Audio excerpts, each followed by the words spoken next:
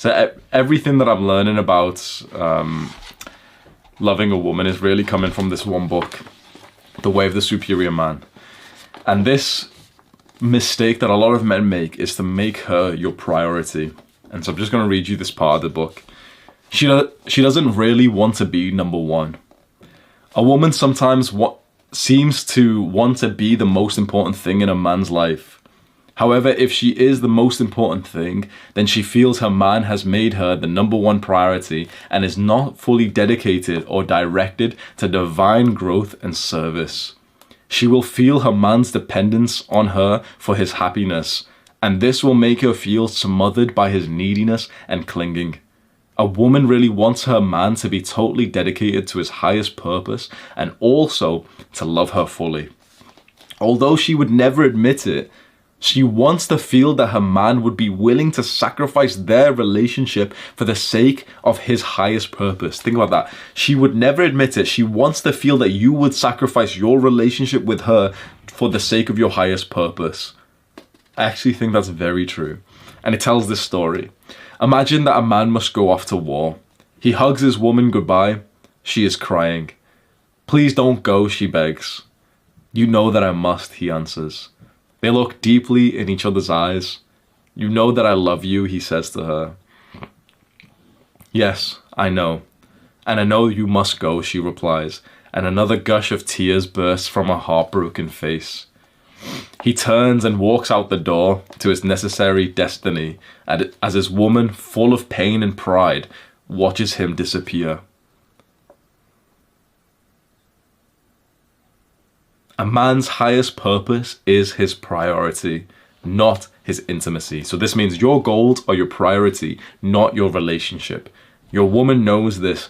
Deep inside, she really wants it to be this way. This is important now. The woman in the scene above would actually feel strange if her man suddenly said, "I've changed my mind. You are more important to me than the freedom of mankind. You are the most important thing in my life, and I don't care if my service to humanity is needed elsewhere. So I'm staying here with you."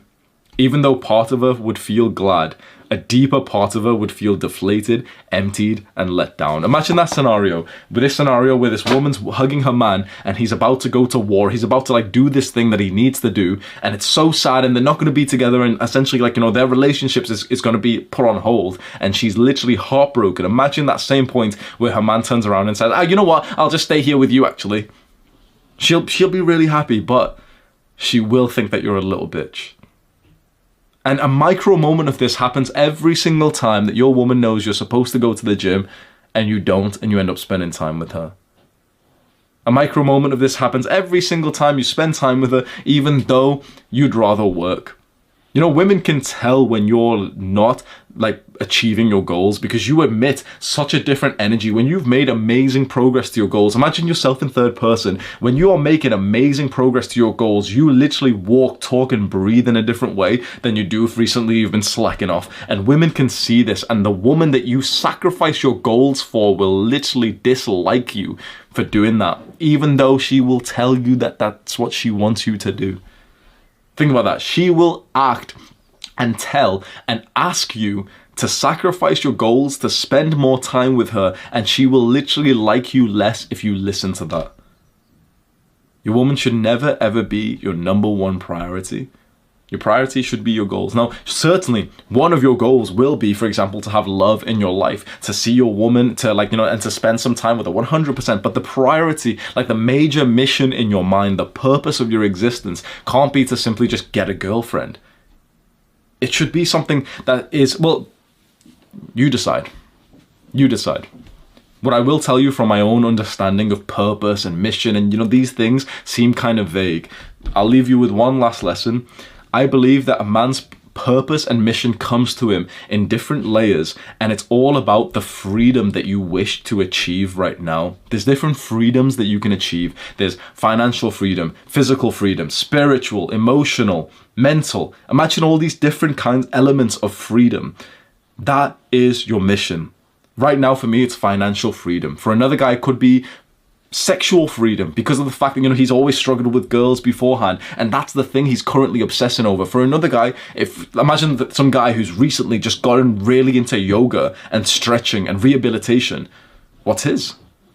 Physical freedom. That's what he's spending his time on. Physical freedom would be this other guy's priority, and that is the priority. Like, that is the major thing in his life. So figure out which freedom you're currently pursuing, which means the most to you. Don't just like choose one that sounds cool. Which one genuinely would change your life the most, and also is the one that you are naturally like, just, you've got this desire for. That's the one that you should prioritize.